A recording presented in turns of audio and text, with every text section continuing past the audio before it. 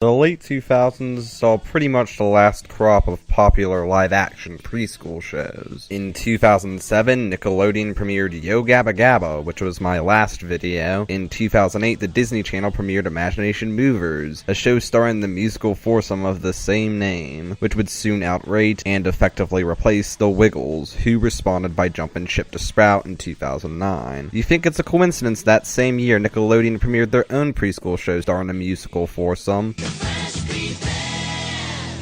So, I've wanted to make a Yo Gabba Gabba retrospective for years now, and pretty much ever since I conceived it, I was certain that the follow-up video would be a review of the creator's other show, the Aquabat Super Show, starring the musical fivesome of the same name on the Hub Network. It makes much more sense to label that as Yo Gabba Gabba's sister show. There was actual creative overlap, and it would be much more likely to give me what I liked from Yo Gabba Gabba. Plus, it's much shorter. That'll be the next show I review, probably. But what I liked most about reviewing Yo Gabba Gabba was that it allowed me to indulge more in my nostalgia than any other video I've done. Specifically my nostalgia for that particular era of Nickelodeon and Nick Jr. And hey, there was another live-action music show that aired on Nick Jr. around the same time, and even had a crossover episode that I talked about in detail in my Yo Gabba Gabba video, making it easy to think of it as its sister show despite being otherwise unrelated. And me and this show go back. I, of course, talked about it in my Nick Jr. tier list video years ago, where I put it in B tier despite being very negative on it because nostalgia and irony, I guess. But it also seems to come up a lot in my other videos for whatever reason. So what better show to continue, and also very well might kill this Nick Jr. nostalgia train,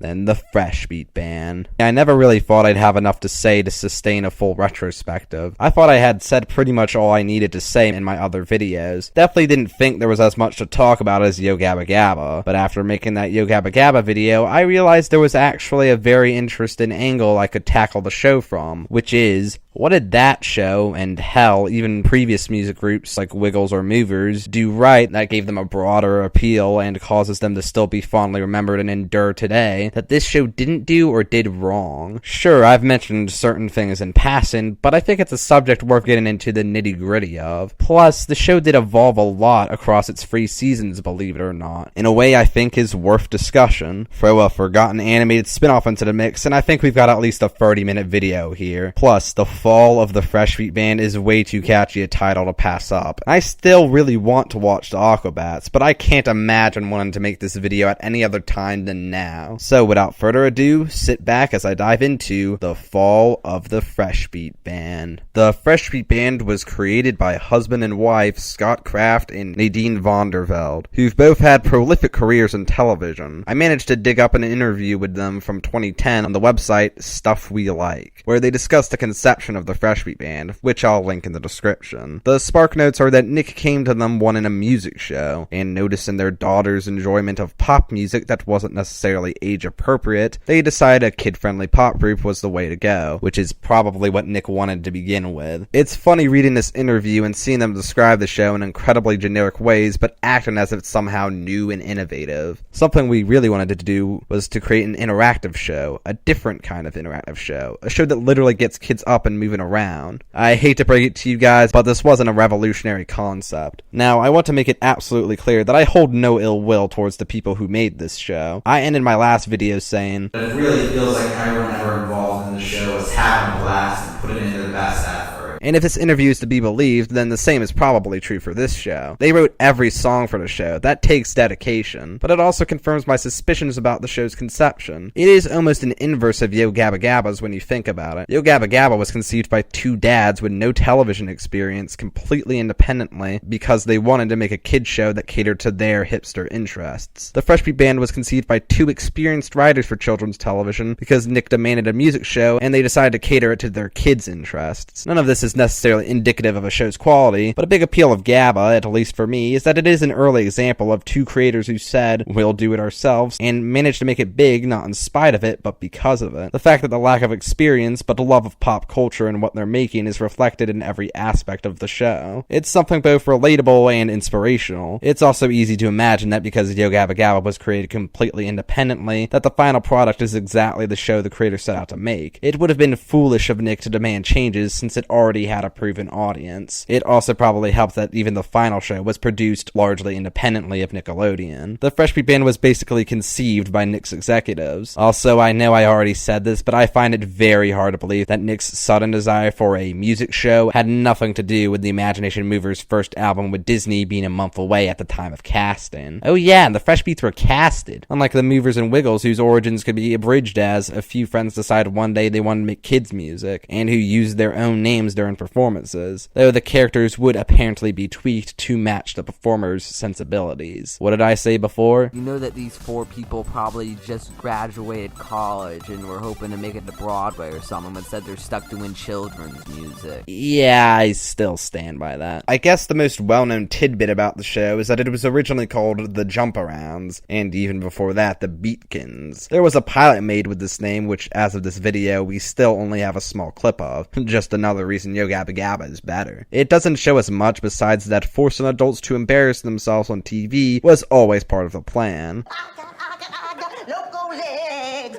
Woo! I got loco legs. But from the looks of it, it was remade into the first episode of the series, Loco Legs. So we're not missing much. The Jump-Arounds became the Fresh Beat Band within just a few months before the show's premiere, as you could still find promos and press releases referring to them as such. Yet I've still yet to find a definitive sourced reason for it, and the aforementioned interview, Nadine says it was just the best name they came up with, but I doubt Nickelodeon would have agreed to a name change that late in the game if it weren't for like a trademark dispute or something. On August 24th, 2009, the Fresh Beat Band made its TV debut. Goes a little something like this. Come on. There's a great new sound that gets your feet off the ground. It's the Fresh Beats. Let's dance, everybody. Kiki, twist, Marina, and shout. Music school. 4 fabulous friends form one rockin' band. 1, 2, 3, 4.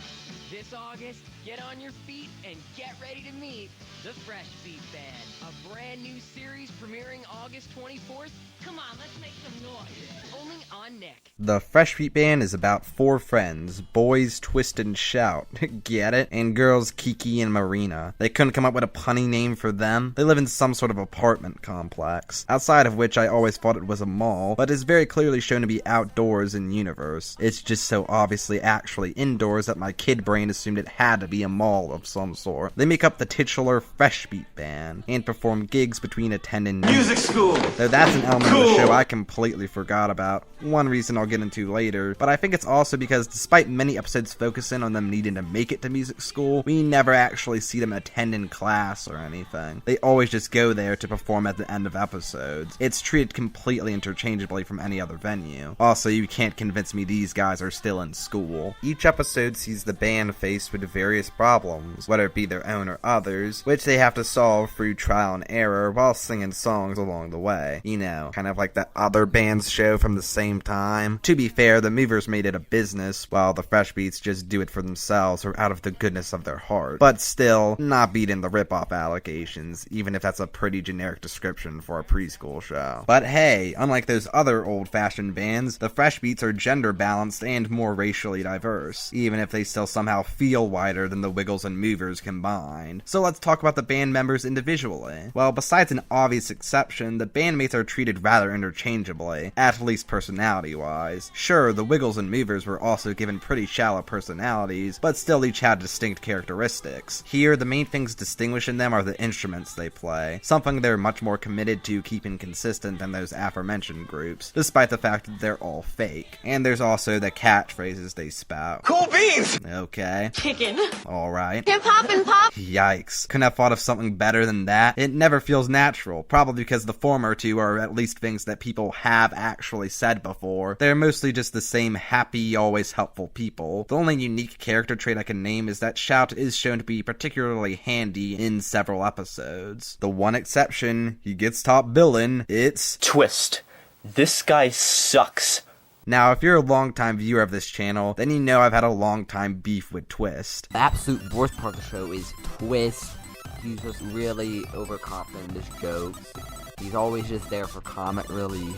He's always coming up with stupid ideas. Yeah, he sucks. She's definitely not as bad as Twist, and she's just a little kid and isn't some grown man acting like an idiot. In fact, it's been so bad that I literally coined the term the twist to describe similar characters in other shows. He is basically the Twist of the group, constantly spouting dumb lines and never being helpful at all. He's what I like to call the twist of the show. Basically, the twist is named after Twist from the Fresh Beat Band, and it's basically anytime you have a show where there's a main group or team of friends, and basically the twist is when there's the one character who is almost never helpful, adds almost nothing to the team, and is a complete incompetent fool. You just wonder why the other characters choose to associate with them, and they never add anything besides really stupid jokes that they are always incredibly overconfident in, despite the fact that they are almost never actually funny. Hell, it even came up in my last review. Twist being an obnoxiously smug attention whore. So you're probably wondering, after watching every last episode, has my opinion changed? Or as former frequent commenter Sherry Langland put it, does Twist ever change throughout the 3 seasons? Or does he stay the same old goofy guy? Well, he doesn't change much over the 3 seasons. He does pretty much stay the same old goofy guy. I do think his goofiness is a bit more subdued early on. It definitely takes time before he can be truly considered an attention whore, as I once put it. But of course, the more pressing issue is, has my opinion changed? And the answer is yes.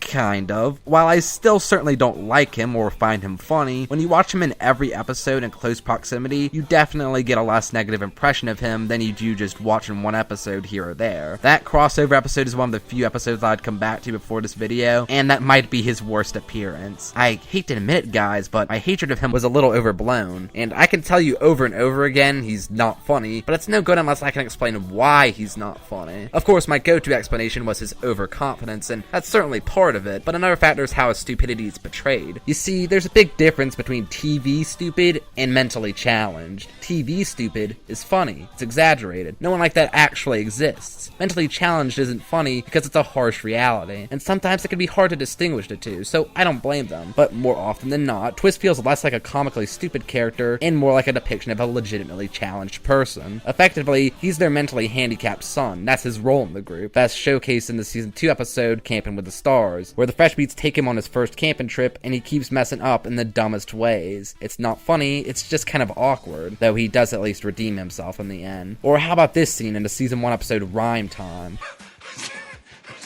Oh, Twist is playing a guessing game. Oh, I love guessing games. Let's not forget that he's the widest rapper ever with his inappropriately shaped turntables. My brother described him as that friend who always makes racist comments and somehow gets away with it, and I don't know why, but I totally agree with him. And he also kind of gives off Adam Hicks energy. He has several running gags. Of course, we all remember, Wouldn't it be cool if... insert dumbest idea you've ever heard. That would be cool. Or Insert the solution they should have come up with in the first place. Sure, if you want to do it the easy way. It actually is extremely similar to Twinkle from Higglytown Heroes, down to the way they visualize it in this childlike doodle style. I still stand by that Twinkle works better though, because she's a little kid and not a grown man. I also mentioned in that Nick Jr. video that I remember a running gag of Twist getting his feet stuck in buckets, but I hadn't actually seen an episode where that happened recently as of that video. Paramount Plus also only had season 3 back then. Now they don't have the show at all. Well, after watching every episode, I can confirm it's a running gag, but it's honestly treated as a more frequent occurrence than it actually is. Like, they are constantly doing physical comedy with him getting stuck in buckets, but they honestly might talk about him specifically getting his feet stuck in buckets more than we actually see him specifically get his feet stuck in buckets. Oh, man.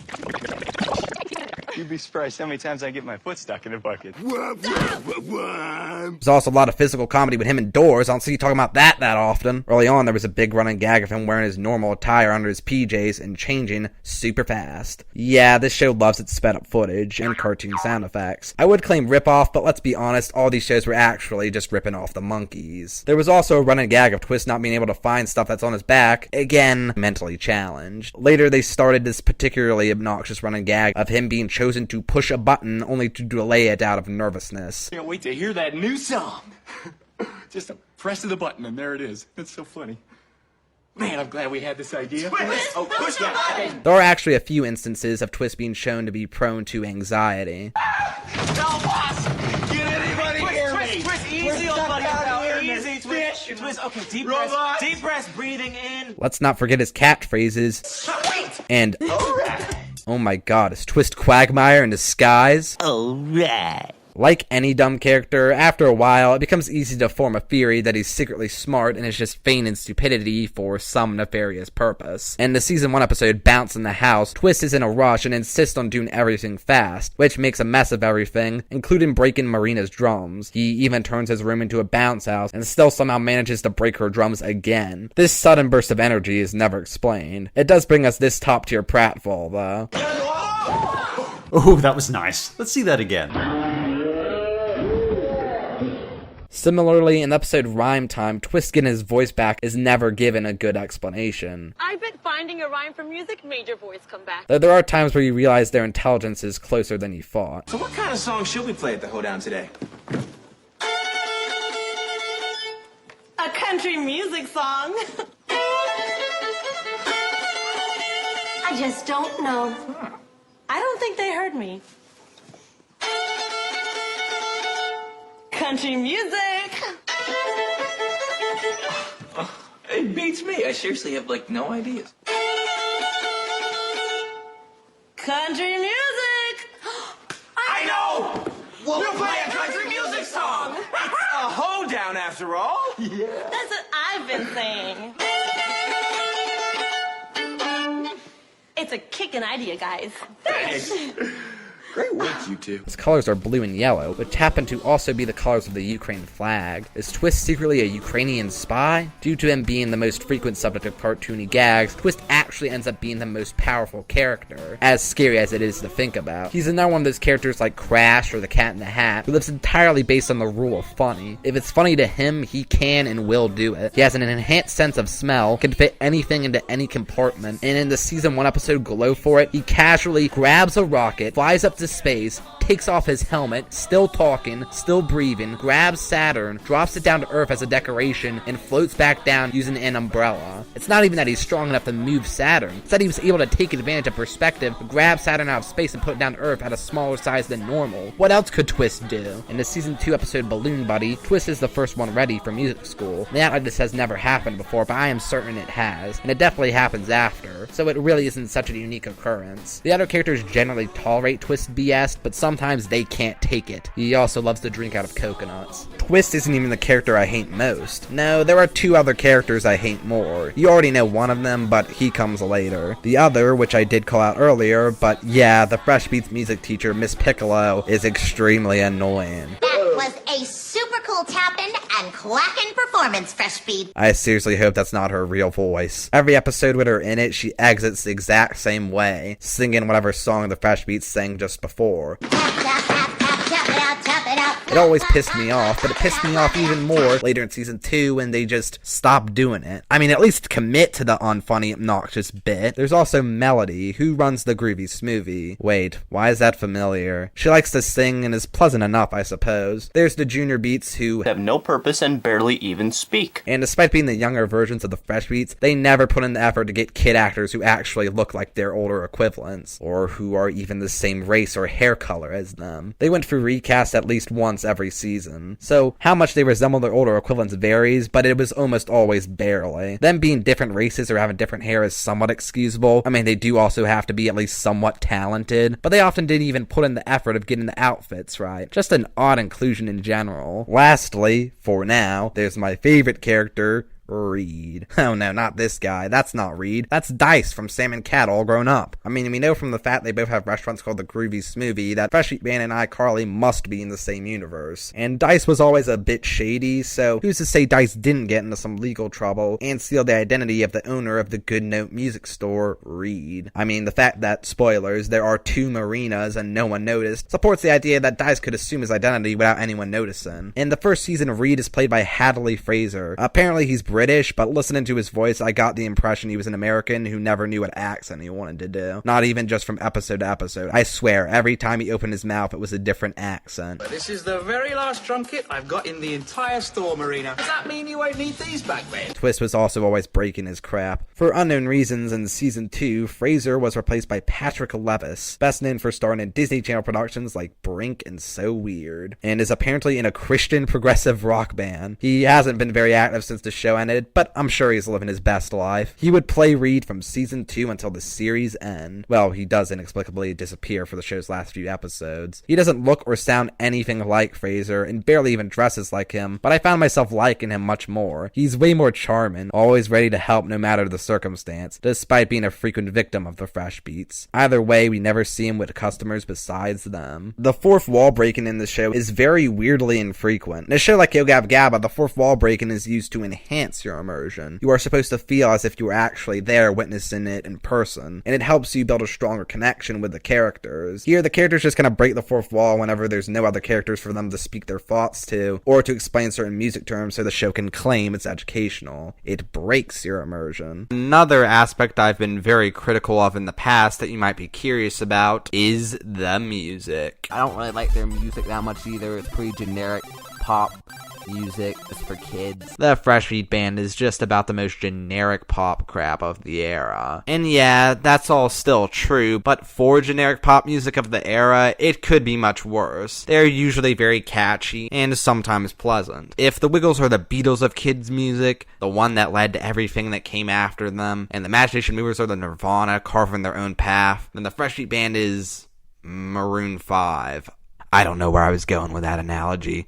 Doodlebops is Nickelback. Really, the worst part about the songs is the repetition. Remember how I mentioned Yo Gabba Gabba reused songs a lot, especially early on? Well, the Fresh Beat Band is far worse about this. Most episodes have only one song exclusive to them. The rest have none. Across its 4 seasons and 66 episodes, Yo Gabba Gabba had roughly 188 wholly original songs, counting the theme song and not counting guest-written songs. Across its 3 seasons and 58 episodes, Fresh Beat Band had roughly 70 wholly original songs, counting the theme song. Makes the creator's work a bit less impressive, doesn't it? And ignoring the theme song and end song, most episodes contain 3 full-length songs, so that's a lot of repeats. And these are full-length songs, about 2 minutes each, so to hear them over and over again gets a bit tiring. This probably served 2 purposes. One, the more obvious one, lowering their workload. Less songwriting and recording required. Even when they start reshooting the Great Days song to accommodate the particular episodes later on, they still cut corners by shooting it all in one take. Whenever it would normally cut away to a different angle, they just show clips from earlier in the episode. And 2, by playing these songs over and over again, it would burn them into kids' heads. And honestly, it kind of worked on me. There were certain songs I hated at first, but being forced to listen to them over and over again, they kind of grew on me. And that's not the only way they cut corners. This establishing shot is reused constantly. This penguin costume is used at least 4 times. I'm pretty sure it's the same one PBG wore in this one video. They really like this monkey toy too. Monkey! Going into the show, I honestly assumed it got progressively worse with time. But no, it constantly goes up and down. The first 2 episodes, Loco Legs and Stick Together, are stupid, but they're at least fun stupid. Then the next 6 episodes are all just kind of whatever, with the occasional funny moment. Like the episode Let's Boogie, where Twist gets his ass stuck in ice cream, and everyone is just totally okay with it. Starting with Freeze Dance, we get to a point where the episodes aren't good per se, but they are at least memorable. Hocus Pocus reveals there's real magic in this world. The season finale, Bubble Blast, is fairly solid, with some nice callbacks, and we get the payoff of the wouldn't it be cool if running gag, with them finally actually doing Twist's crazy idea, which really should have been the end of it, but instead they keep it going for the rest of the show, and so they're forced to keep trying to find other ways to subvert it, like having Twist say other words specific to the scenario instead of easy. But they already pushed it as far as they could, so it just ends up derivative, with there being other episodes where the subversion is that they actually end up doing Twist's crazy idea, which is both cheap because they already did that, and also cheapens the original moment. It's no longer the one exception. Season 2, strangely enough, starts with 2 episodes in a row of sentient inanimate objects that bond with the Fresh Beats, and take a liking to a unique genre of music. Jungle Jazz, where Twist gets a plant named Jazzy, who grows whenever he scats, creating a big mess but finding a new home in the park. And Balloon Buddy, where the Fresh Beats find a balloon who likes the conga and name it Buddy and treat it like a pet dog. Again, stupid, but at least the good kind of stupid. Episode 3, Honk Honk, is really only noteworthy for introducing their car, which they drive in various episodes. It's also the very abrupt introduction of the recording studio. I already mentioned Camping with the Stars, episodes. We then get another string of forgettable episodes. They did a circus episode, which Gabba did better. Singing in the Rain does have this creepy weatherman though, so that counts for something. The weatherman is always right. Giant Pumpkin returns to Funny Stupid. Pretty funny that the movers had an episode called Big Pumpkin Problem, and then the Fresh Beats were like, oh, we can top that, we'll have a giant pumpkin. Back to School was our first clip show episode, just kind of in the middle of season 2. At least the song selection is pretty solid, perhaps the best of season 1. This is also the third time we see them use this weird screen technology. First to design their car in Honk Honk, then to design their Presto pants in the episode of the same name, and now to choose a song. Its placement in the season is a bit confusing. You know, with it being Back to School, when previous episodes we saw them already in music school. The very previous episode was already fall. It's a case where the airing order actually makes more sense than the production order, since those episodes hadn't aired yet. Ultimately, instead of putting one of their old songs on a CD, they just record a new Back to School song. I guess this episode would seem to indicate that unless they're explicitly performing in front of an audience, the songs aren't actually part of the episode, they are music videos in universe, which would explain the weird continuity errors between the music videos and the plots of the episodes. And they do often accompany a montage of them doing actual plot relevant stuff, but it gets a bit confusing since after the banana song, Twist usually says, Going bananas always makes me feel better. implying they are actually part of the episodes. Next was the case of the missing violin, which could have been an actually pretty solid mystery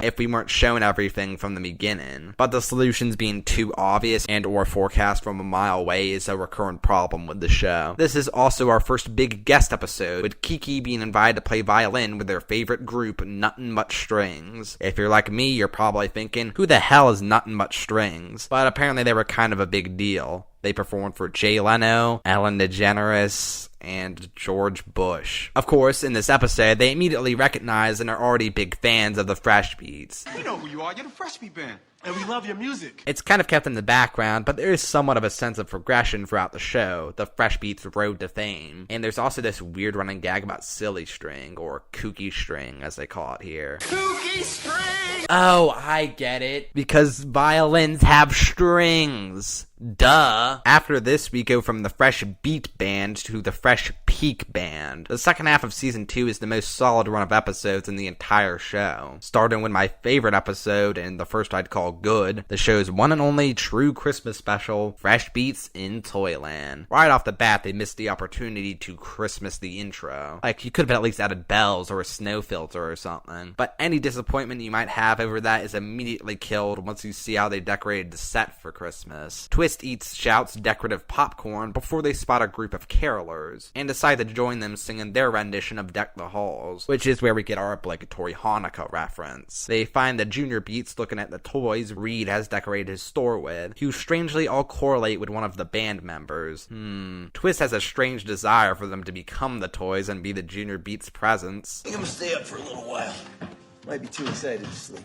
Okay, well, don't stay up too late. Like I said, he's their son. Despite that, Twist almost immediately falls asleep, and in his dream, his wish comes true. He is now a dancing robot who looks like the love child of Iron Man and Bumblebee. Marina's a cowgirl in a Reeves costume with a fake southern accent. You betcha! And I can rope a cow faster than 2 shakes of a rattlesnake's tail. Kiki is a ballerina, and Shout is Super Shout, which is pretty fun to watch. This might be the work of one of my arch enemies. I was hoping we'd get to see him face his enemies, but if I wanted a superhero episode, I'd have to wait till next season. Outside is a giant toyland with everything from Reed's window. They're ready to explore, but Twist is moving inexplicably slowly.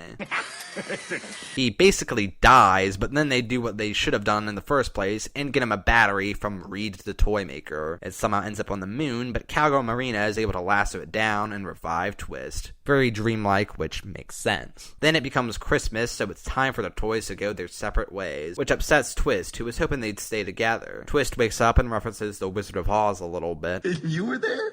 And you? You were a ballerina. Oh my. Before they assure Twist they'd never celebrate the holidays without him, which was admittedly a little heartwarming. Outside, they find the neighborhood covered in snow and join the carolers for a special holiday rendition of Great Day. The Junior Beats get exactly what they wanted, and we end with a Santa sighting. Happy holidays! From all of us to all of you! What can I say? I'm a sucker for Christmas specials, and this was a very solid one. All new Monday. Let the good times roll! The Fresh Beat Band is on the way to the big Zydeco Music Festival. When their plans fall flat, We might not make it in time with all of our instruments. All right, we gotta look for new instruments. will Twist and Shout make it to the parade? Will the band have any instruments to play? And who's this alligator? His name's Ruben. He's my buddy. Don't miss a swinging Fresh Beat Band premiere, kicking off a whole week of new episodes. Monday at noon. Only on Nick.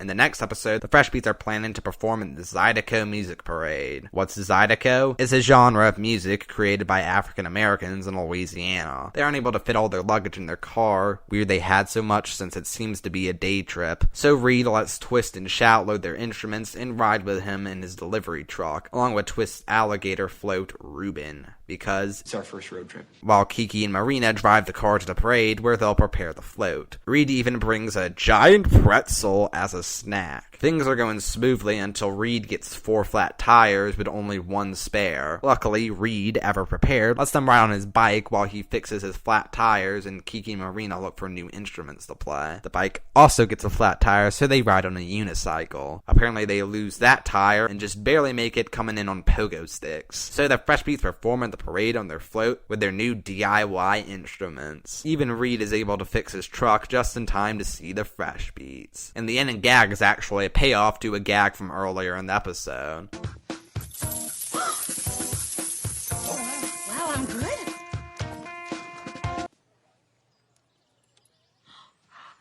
A quarter.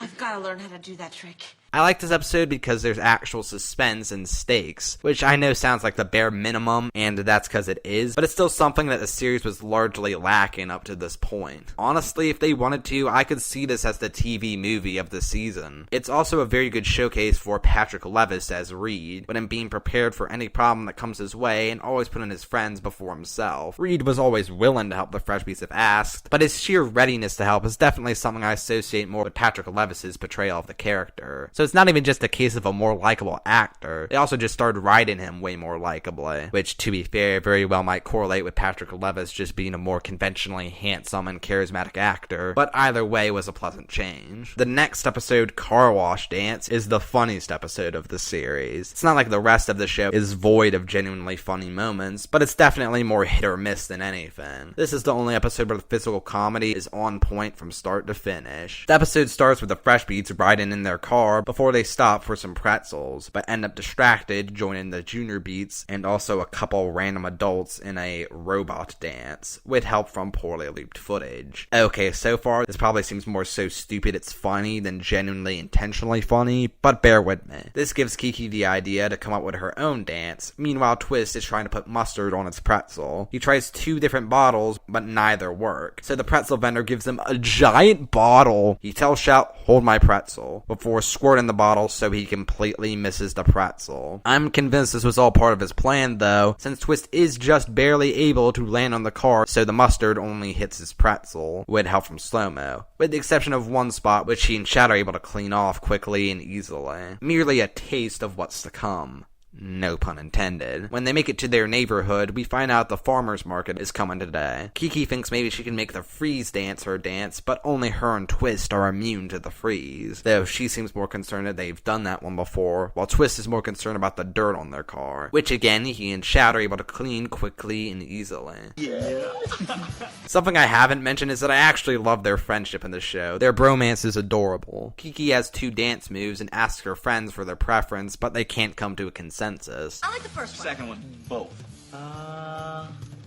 I don't know. Melody brings them all smoothies, but while trying another dance move, Kiki accidentally kicks the smoothies into the air. This time, Twist and Shout are only able to catch 2, while the other 2 fall into their car, making a mess. Again, this is all in slow motion. They clean the car, which inspires Kiki's new dance, the car wash dance. The farmer's market is moving in, bringing chickens with them, and with chickens comes chicken feathers all over the street. Twist is ready to clean it with a leaf blower, which Shout doesn't think Twist knows how to use. He ends up being right, but the fact that Shout knew Twist wouldn't be able to use a leaf blower really says a lot about their relationship. The leaf blower gets out of control, causing feathers to go everywhere, and Twist to knock into a woman carrying pies, a woman carrying a watermelon, and Melody carrying smoothies, causing all this food to go flying and get all over their car and Twist's face, and what is probably my favorite scene in the whole show. Twist accidentally pies Shout, and a furred pie lands right on Reed's head, and even when faced with public humiliation, our man still keeps a smile on his face. Luckily, they're able to clean everything with help from Kiki's new dance. Car's clean.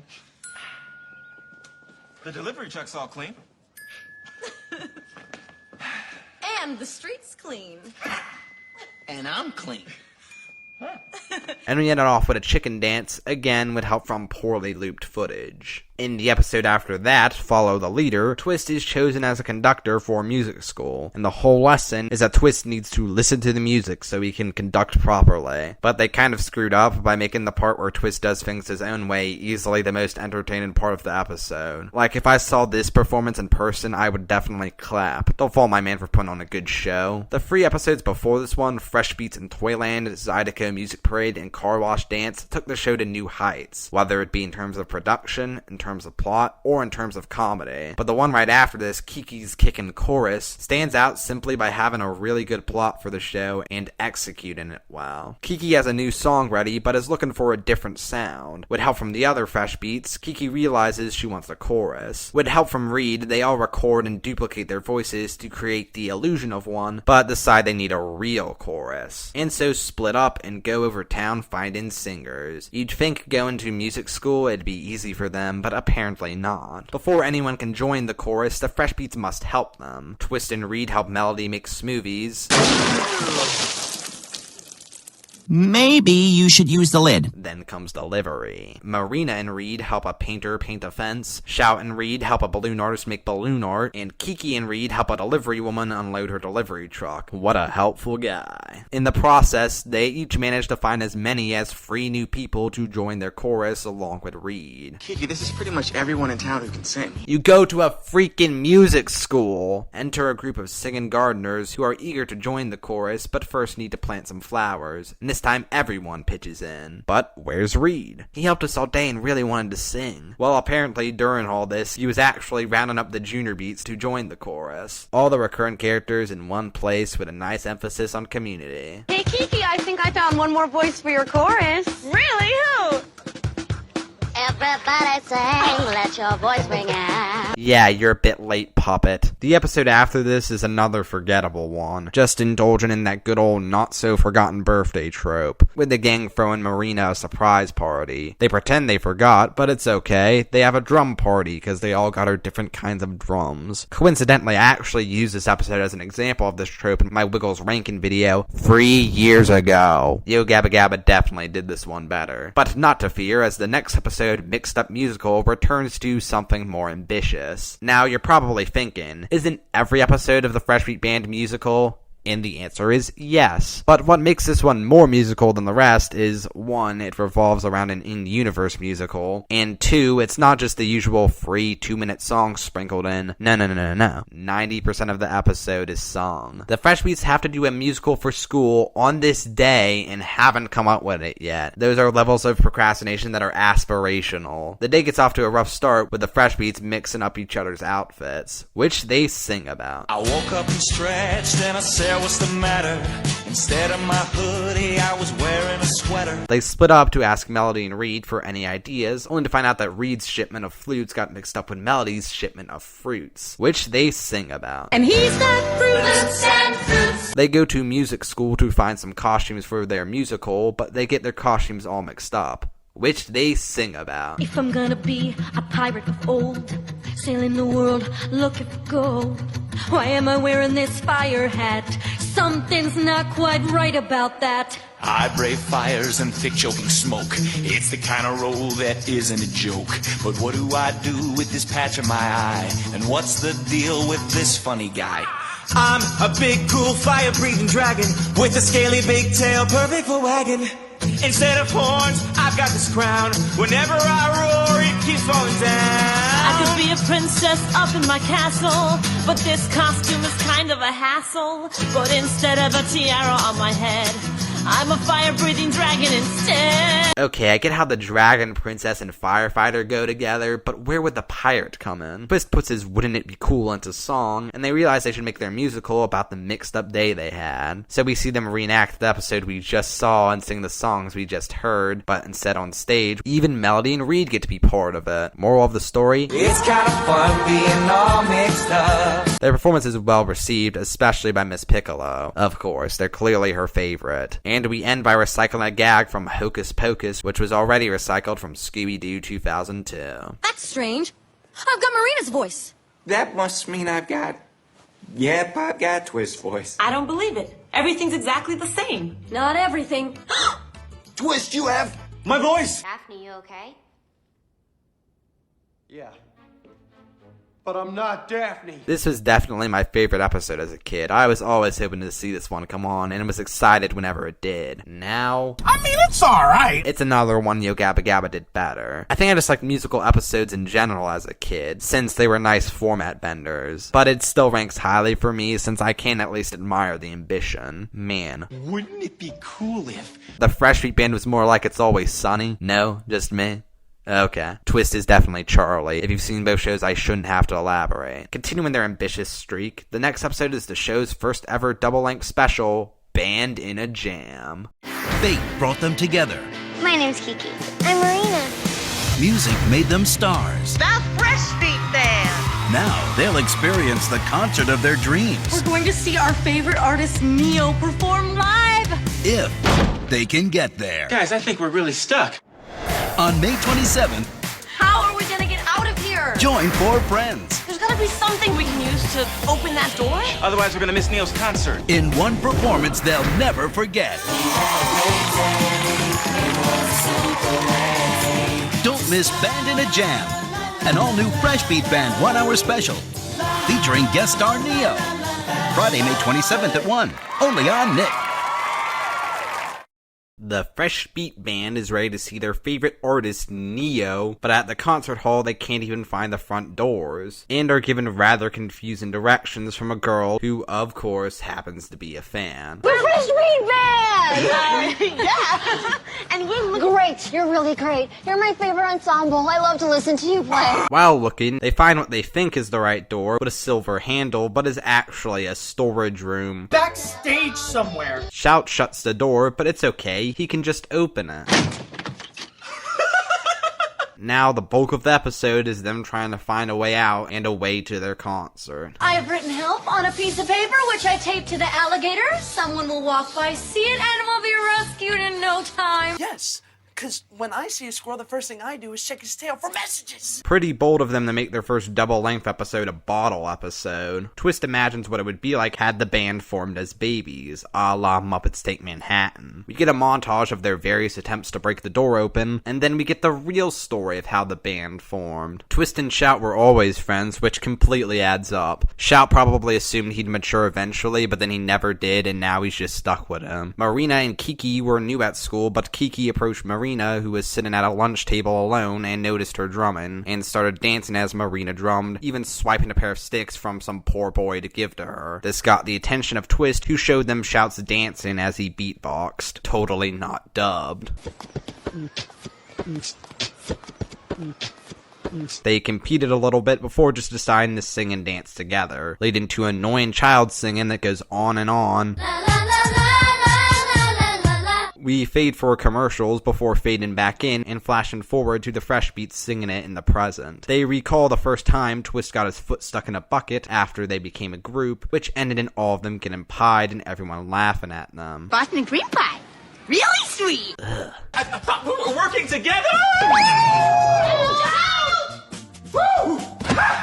Did you put all this here for me? They then remember their first concert, where Twist and Shout forgot their lyrics, and so they sang a song they couldn't forget the lyrics to, Twist and Shout. I guess this was inevitable, but dear God, they might be worse than Kids Bop. Have a listen. I dare you. Let me go. I still like him more than Miss Piccolo. Just like earlier, we flash forward to them singing it in the present. They decide to perform 1 in a Million together, as they can hear themselves missing out on Neo singing it. Because even though they're missing out on their concert, at least they're together. Except then it turns out that this whole time in the back of the room was a weird elevator of sorts that takes them on stage. Neo, of course, is a fan, and snaps his fingers, somehow spawning their instruments, and letting them all perform Great Day together, which the audience loves.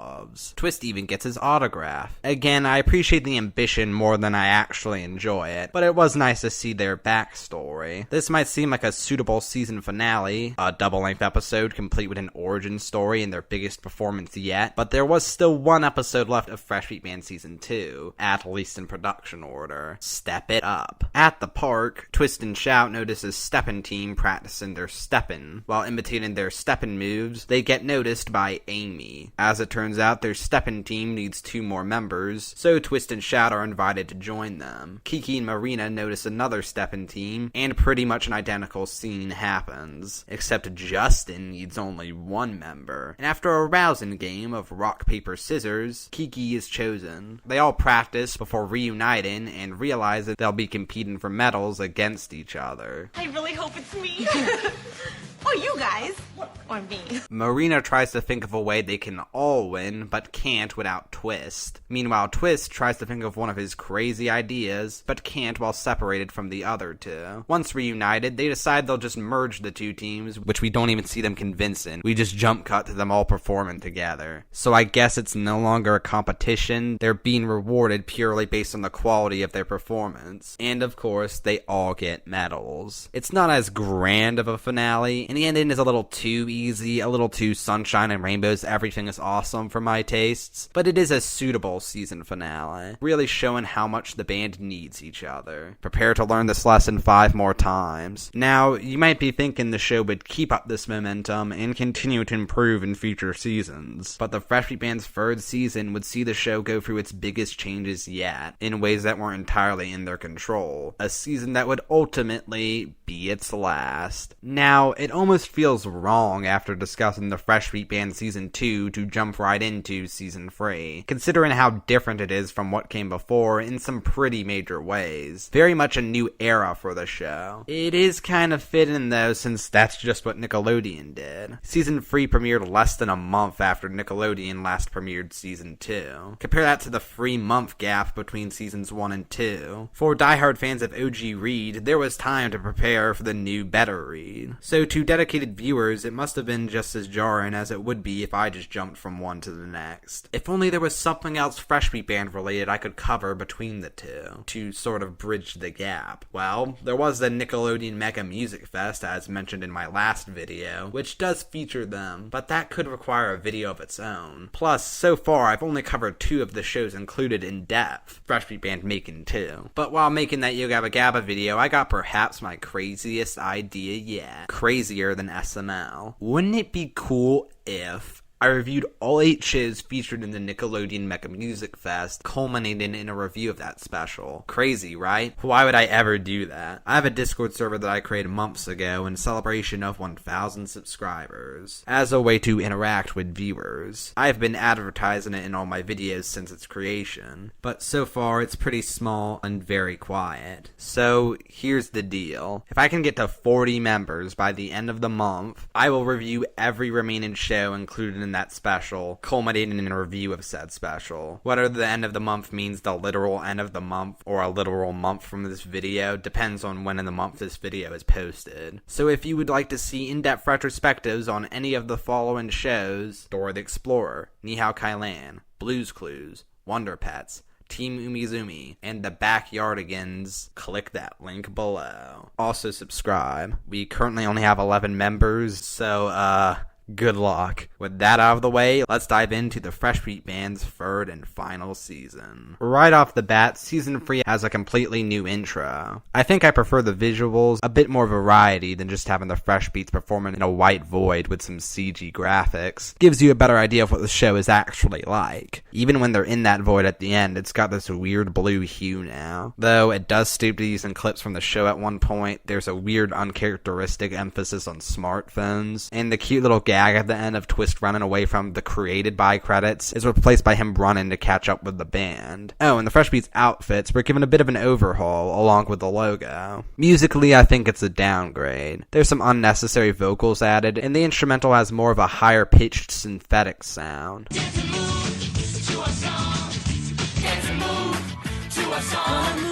But of course, the most startling difference to you if you were a dedicated viewer at the time would have been Marina. So, along with them originally being called the Jump Arounds, the most well-known tidbit about the show is that Marina was in fact played by two different actresses. Originally, she was played by Shayna Rose, who had previously acted in 54 episodes of the soap opera Days of Our Lives, which, is nothing compared to the series' scope, but still, 54 episodes of a popular TV show is nothing to sneeze at. Between the Fresh Meat Band's second and third season, she became engaged to writer on several Dan Schneider shows, Arthur Gradstein, who seems to haven't had the best experience with Dan, and she decided to quit the show to focus on their marriage. Unsurprisingly, there was a bit of an outcry amongst soccer moms at the time, but the real reason for her departure is very mundane, and she would swiftly be replaced by Tara Perry. But still, this whole thing kind of rubs me the wrong way. Sure, in television recasts are nothing new, and in many cases, including this, are perfectly understandable. Heck, the Fresh Meat Band had already gone through one before, but the Fresh Meat Band was still also, well, a band. And you wouldn't see a band recast one of its members with barely a word and keep going like nothing ever happened. Even when Greg left the Wiggles, they didn't tell the kids, hey, you see him? This is Greg. This is what Greg looks like now. They straight up said, hey, Greg can't do this anymore. Meet Sam. It feels like they didn't want kids to notice. And to be fair, as a kid, I'm not sure I did notice. Also, being fair, it's not like I was ever a diehard fan of the show. If they recast DJ Lance Rock, I sure as hell would have noticed. But still, something feels kind of wrong about that. But then again, the Wiggles themselves aren't really characters in the same way the Fresh Beats were. They use their actual names. Your role as a Wiggle is based on the color of your shirt, not the name of your character. And what, were they really going to replace her with an entirely different character? That would have meant more upset kids and thus more upset parents. So it probably made the most sense to do things this way. And while on the surface it seems like they wanted to sweep it under the rug, subliminally it feels like this season premiere is trying to do everything in its power to warn you that something is very different and very wrong.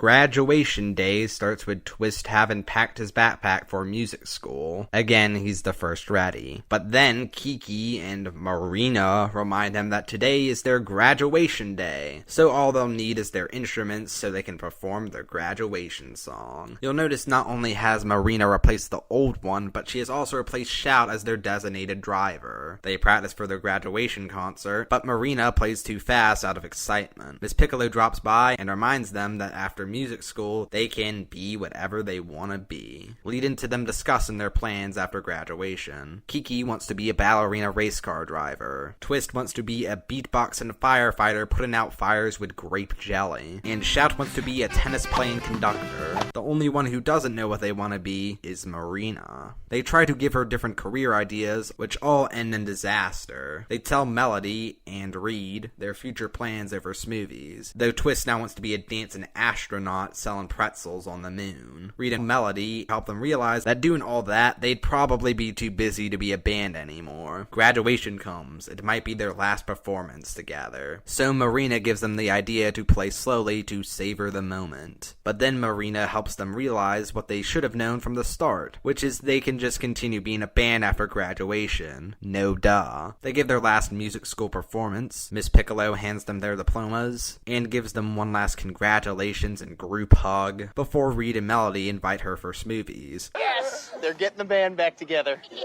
You guys planned this, didn't you? And this would be the last time we'd ever see Miss Piccolo or the music school. While no direct reference is made to Marina's sudden drastic changes, it feels like the entire episode was made to subliminally warn you things aren't the same by theming the entire episode around moving on to the next chapter, and pairing it with the show's other most drastic change, the removal of a mainstay location paired with a complete removal of a mainstay character. I think this is the other reason I forgot they were ever in music school, because as a kid I'd see these episodes in whatever random order, making it easy for the music school to blend together in my mind with any other venue, especially when it was treated so interchangeably. And the number of episodes without music school and Miss Piccolo outnumber the episodes with them by a wide margin. And to be fair, it's not a location I'll exactly miss, as it led to rather repetitive stories. It's tap dance day at music school. It's a new instrument day at music school. We've got to sing a duet at music school. We've got to make a musical for music school. And as discussed, I found the character of Miss Piccolo very annoying. But the changes don't stop here, as in the very next episode, they effectively replaced the music school with a new mainstay location. Coming with it, a new mainstay character, who, believe it or not, is my least favorite in the entire show. Introducing the episode where the Fresh Beat Band officially jumped the shark, Giant Pizza. The Fresh Beats are hanging in the park when Twist smells something yummy. So the gang follows his nose to find that smell. After going all over town, they find it. A new pizza restaurant that just opened next door to the groovy smoothie. They soon meet the restaurant's owner and our last mainstay character, Harper. Did I mention I hate him? His personality is awkward, I guess, but he's not awkward in a way that's endearing, just in a way that makes you uncomfortable. Harper, of course, recognizes them as the Fresh Beat Band and introduces them to his Singin' Pizza Cafe, where every pizza is served with a song sung a cappella, without instruments. It happens that it's Pizza and Pirate Day at his restaurant, so he'll be serving pizza while dressed as a pirate. The Fresh Beats think his workload is too much for him to handle alone, especially after seeing him looking for a spoon on his back, Twist style, so they decide to help him. He accidentally knocks all his flyers into a vat of pizza sauce, so he has the Fresh Beats advertised by delivering samples all over the neighborhood while dressed as pirates. They deliver the last of the samples, and apparently the pizza is so good that enough people come bursting through the door for the ground to shake. The Fresh Beats help him make the pizzas, but not even they can make them fast enough to meet demand. Up to this point, you're probably thinking, yeah, they introduced a new mainstay character and location, but nothing else about this seems that out of ordinary for the show. How is this the jump the shark moment? Well, Twist suggests they plant a pizza and then grow a giant in the same way you'd grow a plant. Ridiculous. Obviously. You can't do that. So what do they actually do instead? Well, they just make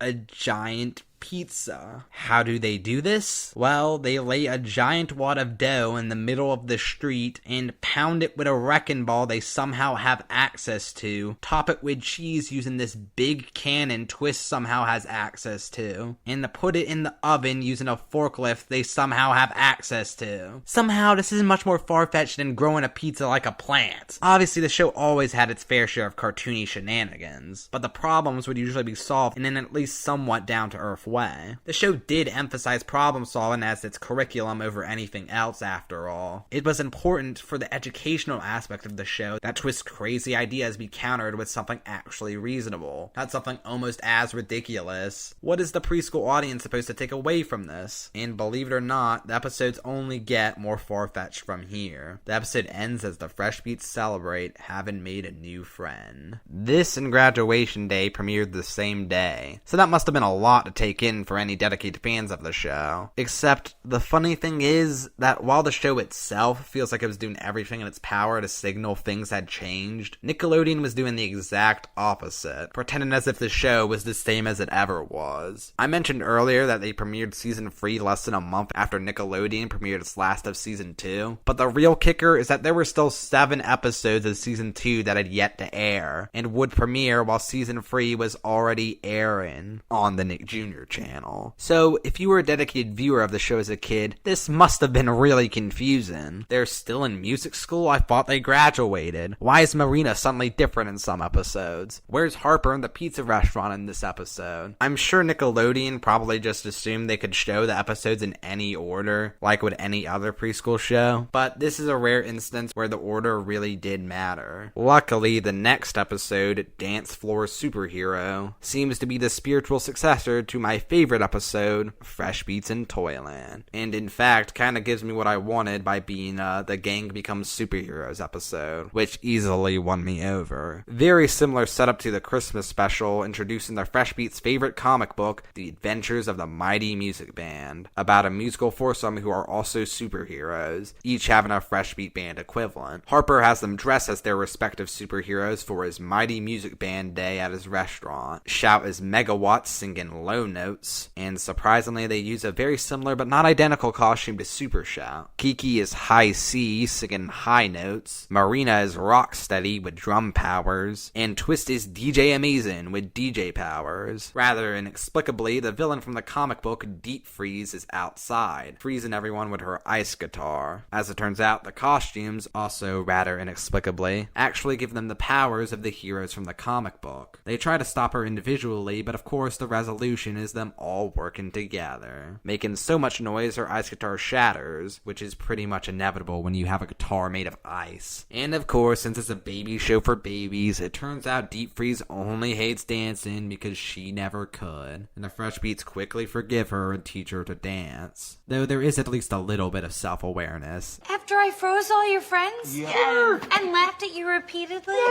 Well, we might need a little apology for that one. Still less BS than the Bad Spies redemption. I never wanted to be a bad spy. Bullshit! I'm a bad spy. The lack of explanation for the comic book becoming real, meanwhile the Christmas special was a dream episode, does kind of show you how far the show has strayed from reality between these two episodes. But it's still a The Gang Becomes Superheroes episode. I'm a sucker for those. The episode after that, Cool Pool Party, continues the show's descent into madness. Before their pool party, Shout, Kiki, and Marina cannonball into the pool all at once, which creates such a big splash all the water comes out, so they have to find out how to refill the pool, especially after Shout breaks the faucet. Lifeguard Reed spots a hose at the Groovy Smoothie, but it apparently has a mind of its own, so they chase it all over while singing Bananas. In the end, it turns out the hose can't reach all the way from the Groovy Smoothie to the pool anyway. Twist suggests they fill a balloon with so much water it's a giant balloon, and they can drop it in the pool filling it with water, which they actually do. You know what? It's so cool. I think it may work. You've done this before, though it looks less like a giant balloon and more like,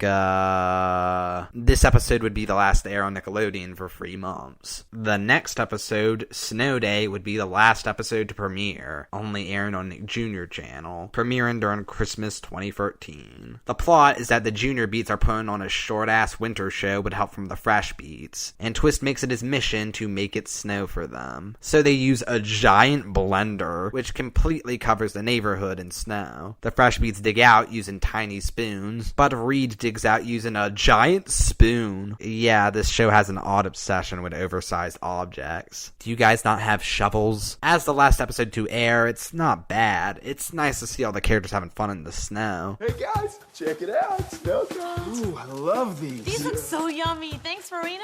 For what? Wait, if you're not in the snowman costume, then who is?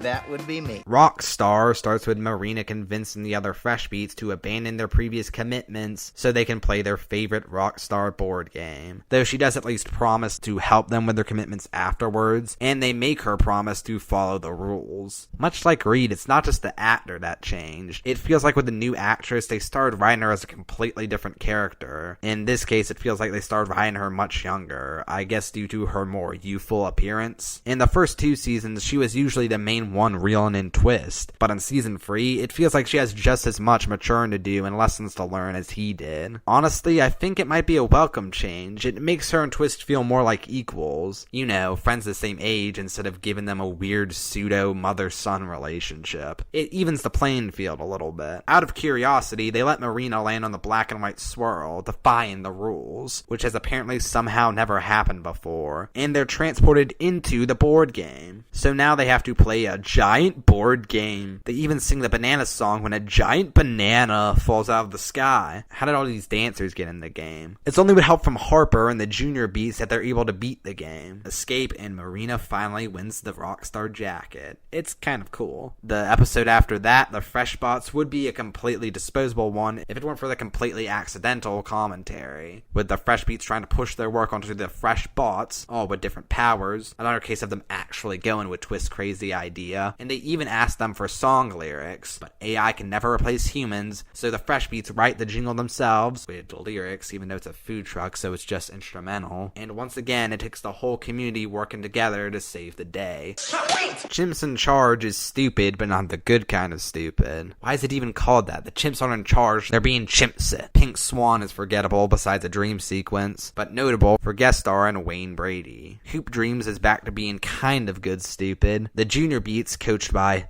Harper, are having a basketball game and apparently plan on just having it in the middle of the street. So the Fresh Beats build them a basketball court. Yep, of course they can do that now. The rival team doesn't show, so the Fresh Beats have to become the rival team and decide to go easy on them. Though it seems like the juniors might have annihilated their asses anyway. The episode after that, Bollywood Beats, is actually awful. The first truly bad episode. Definitely the low point of the series, but not the low point of the franchise. The Fresh Beats will be performing at an Indian festival, while Reed will be showing off Indian instruments. I don't know about you, but I hear the manjita and I gotta move.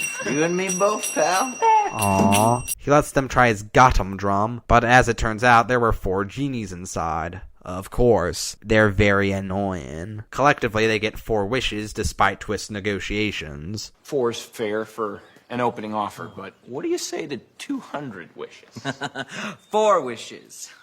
Tough bargain. 100 wishes. 4. 20? None. 4? 4. Cool.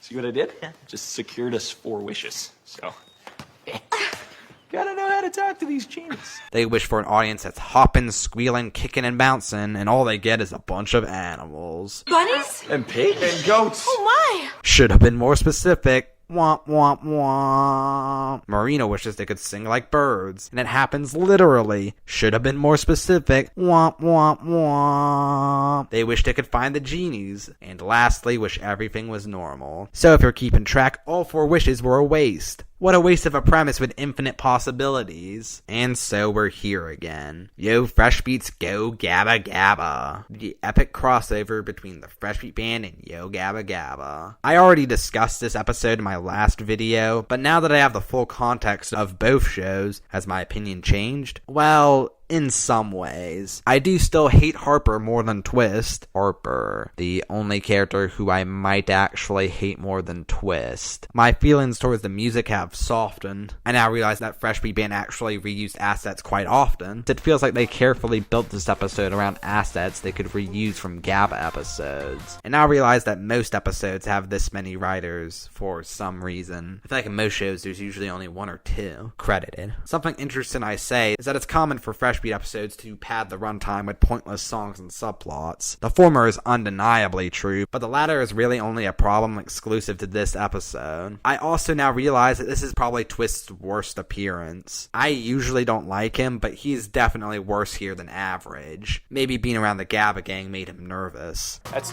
Tumbleweed. That's Tumbleweed. Run. Hide. Hide. Everybody run. Hide me. Putting out. Go shoot. Shoot. Get. Totally. Hide me, Muno. Now with the context of the Fresh Beat Band, I know the true gravity of DJ Lance and Twist in the same place. This isn't just a crossover of 2 baby shows. This is a meeting of 2 gods. It is still miles better than True Jackson VP. I still agree with my ending recommendation. If you are at all nostalgic for either of these shows and or this era of Nick Jr. and Nickelodeon, you might get something out of it. The dialogue for the Gabba characters is distractingly flat. As a Yo Gabba Gabba episode, it's pretty weak, but as a Fresh Beat Band episode, it's actually above average. Again, mostly due to the ambition. But with the context of all the episodes before it, it does feel rather out of place. Like I mentioned in my last video that in Big Time Rush, it didn't feel far-fetched for that show to do a wacky Yo Gabba Gabba crossover. But in this show, there really wasn't as much of a precedent for this kind of thing to happen. So it feels way more out of left field. Just another example of how far the show strayed from its mostly grounded roots. As mentioned before, after the premiere of Cool Pool Party on Nickelodeon, and after the last remaining episodes of Season 2 were burnt off on the Nick Jr. channel, there were 3 whole months without any new Fresh Beat Band episodes. When it made its return in October, it was the episode Ghost Band, held back to air as a Halloween episode. A cowboy rides into the Singin' Pizza Cafe on a donkey looking for the Fresh Beats. Shh. She don't know she's a donkey. She thinks she's a pony? No. Thinks she's a rooster. They've been invited to play a concert in another town. They find themselves in an old western town that's inexplicably home to Old West doppelgangers of their friends, including Harper's doppelganger, Henry, who's the mayor, which right off the bat should have been their warning to get the hell out of there. This all tells me they probably had a western scene in the crossover episode because they knew they'd be able to reuse those assets for their own western episode. As it turns out, the town is haunted by the ghost of a band who first played there 183 years ago, and scares away every new band that comes to town because they don't want anyone else playing on their stage, and in the process scaring away the entire town, which is weirdly dark. Thankfully, they compromise by allowing the ghost band to continue playing while the Fresh Beats bring the crowds back because everyone loves them. After that, the show would go on another 3-month hiatus from Nick, though this time they did at least keep premiering previously unaired episodes on the Nick Jr. channel, including the next episode, Velosa Rap Star. Twist's rapping gets him noticed by Max, played by Ben Guirix, who you might know as the toddler on Henry Danger. He helps Twist jumpstart a solo rap career, which the Fresh Beats are very supportive of. He even makes him join a new dinosaur band. Twist is gonna be in the dinosaur band. Come on, I have an idea. Where do you see this?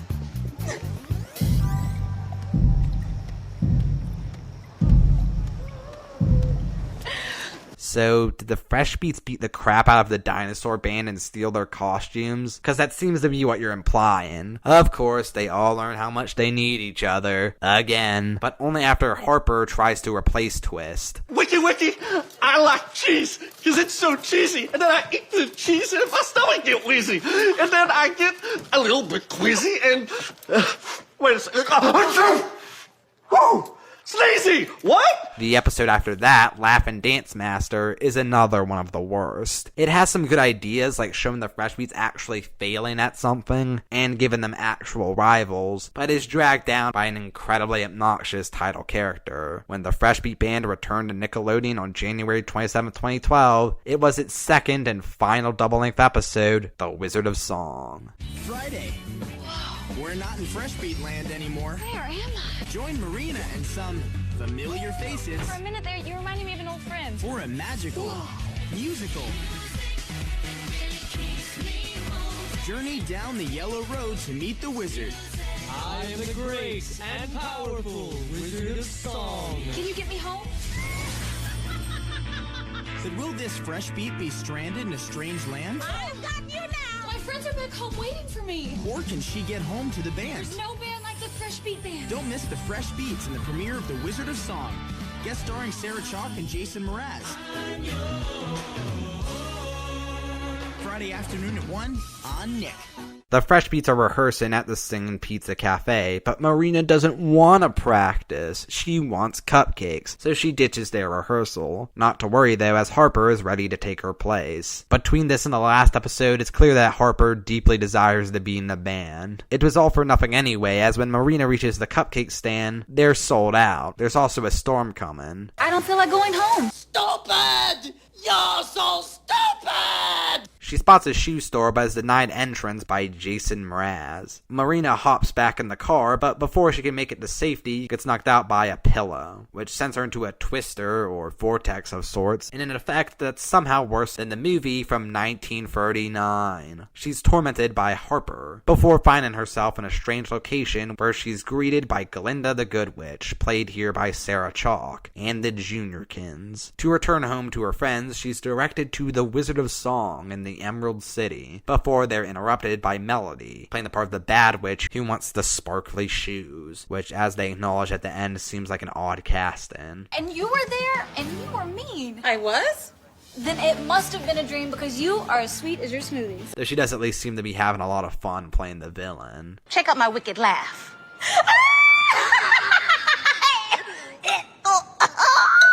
For poorly explained reasons, Glinda insists Marina wear the shoes. Well, you can wear them if you want. No! No, no, no, no, no, no, no, and no. These are very special shoes. They will help you get to the wizard, so don't take them off. Marina starts her way down the yellow brick road and soon runs into the Scarecrow played by Twist, which is almost too fitting. He wants to be a rapper but can't without a brain. And you know the story. She lets him join her so he can ask the wizard for a brain. The song they sing while traveling doesn't really fit. Let's get it going.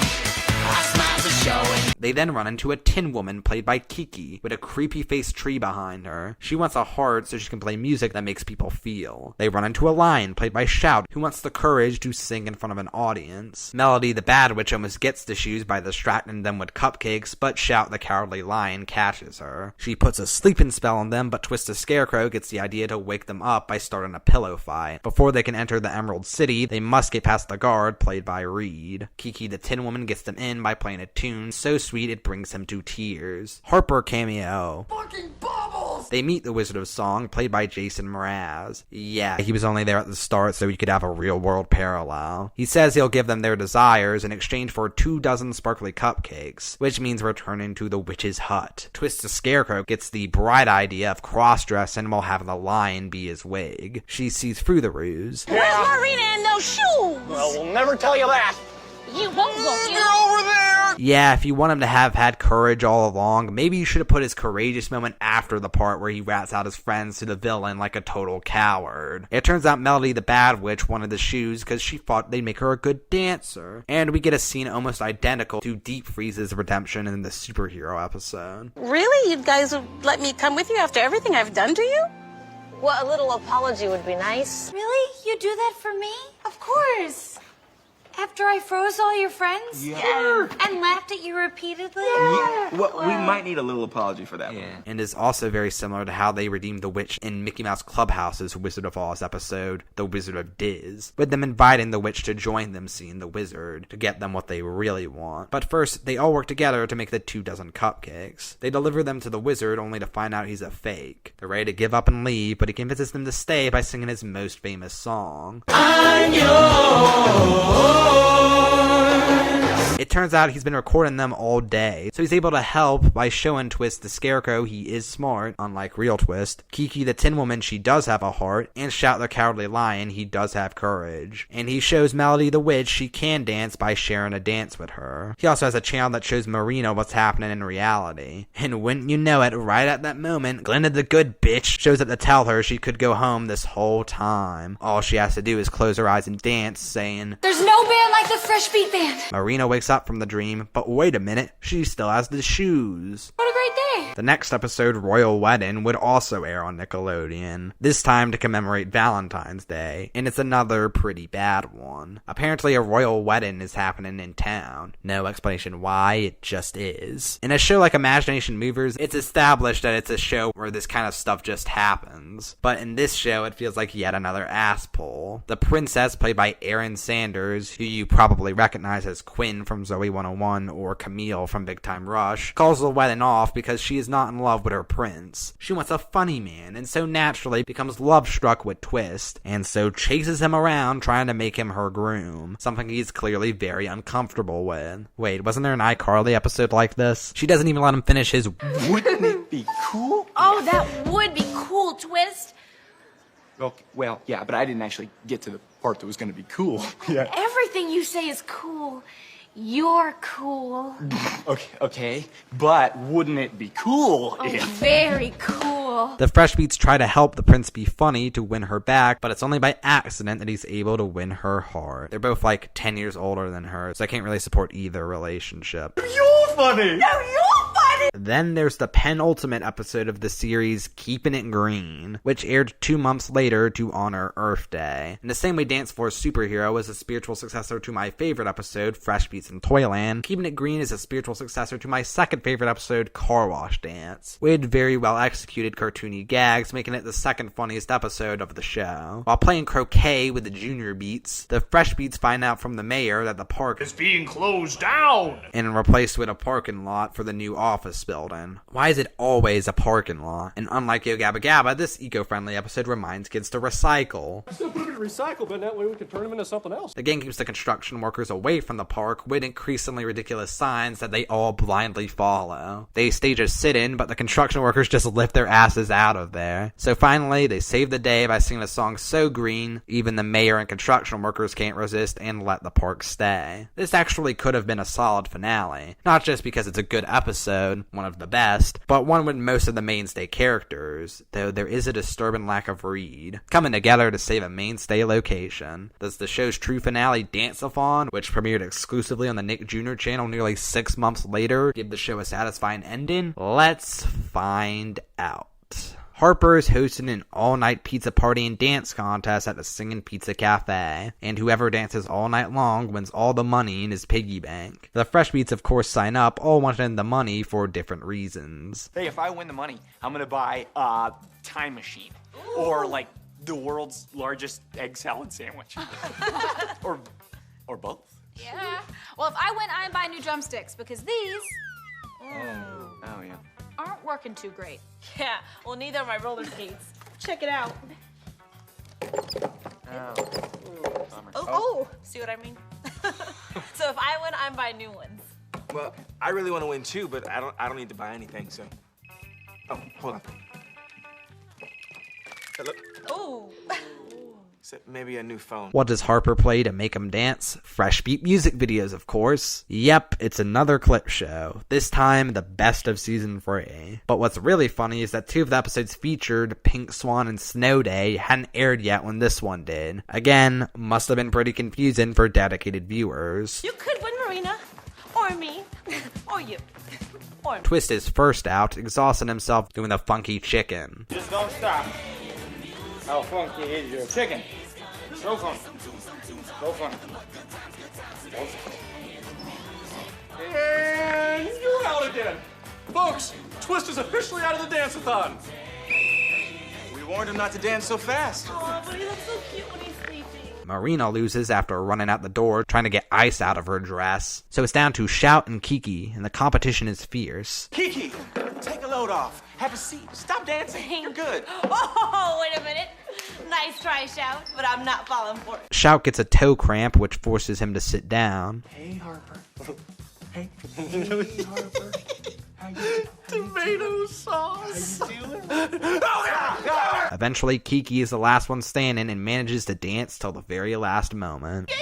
She's rewarded the piggy bank, but then Harper's dough machine breaks. So she decides to use the money to buy him a new dough machine instead of her new roller skates, seeing that he needs the dough machine more than she needs roller skates. And we end it with a group hug. An actually pretty good plot. After episodes like Step It Up, where they ensured everybody won, I was surprised to see an episode where the band is actually allowed to be in friendly competition. Again, there's actual stakes and suspense. And that ending does leave the show off on a good note. It's kind of a shame it had to be a clip show, and outside of the clips, Harper's the only side character present here. But then again, they very well might not have known that this wouldn't just be a season finale, but the series finale. The 3 remaining unaired episodes would premiere on the Nick Jr. channel sporadically throughout 2013. During this time, there was also a concert special that aired exclusively on the Nick Jr. channel, which I very distinctly remember seeing the last part part of on TV every Sunday night coming home from my boring Cub Scout meetings for at least a few weeks. Twist coming in like, just one more song, like right before Nick Jr. would become Nick Mom. Yeah, remember that. But I can't find archived schedules that would back up this claim, nor do I know where to watch this special. What's really weird about Nickelodeon basically kicking the Fresh Beats off the main channel in the latter half of 2012 is that 2012 was the same year Nickelodeon released the band's first 2 albums in January and October. I don't know why they waited that long. They had only released 4 singles via iTunes beforehand, but this shows that Nick clearly still had faith in the Fresh Beat band, but no longer had faith in the show, which is still weird because the show would have been the biggest vehicle to promote the band. It was also the year of their first DVD releases. Unlike Yo Gabba Gabba, which had a clear order, it's pretty hard to rank these seasons. Season 3 is definitely the most consistently memorable season, but never reaches the highs of Season 2 and sees the slow decay of realism as well as the show's worst episodes. Yo Fresh Beats Go Gabba Gabba premiered on June 8th, 2012, which would be the last time the Fresh Beat band appeared on Nickelodeon, when any remaining episodes premiered on the Nick Jr. channel as late as 2013. But that wouldn't be the last time these characters appeared on Nickelodeon. As mentioned earlier in this video, the late 2000s saw pretty much the last crop of popular live-action preschool shows, at least in the States. Yo Gabba Gabba and a Fresh Beat Band from Nickelodeon and Imagination Movers from Disney Channel. All 3 years in a row, all started and ended pretty much around the same time. It's not like there haven't been live-action preschool shows since,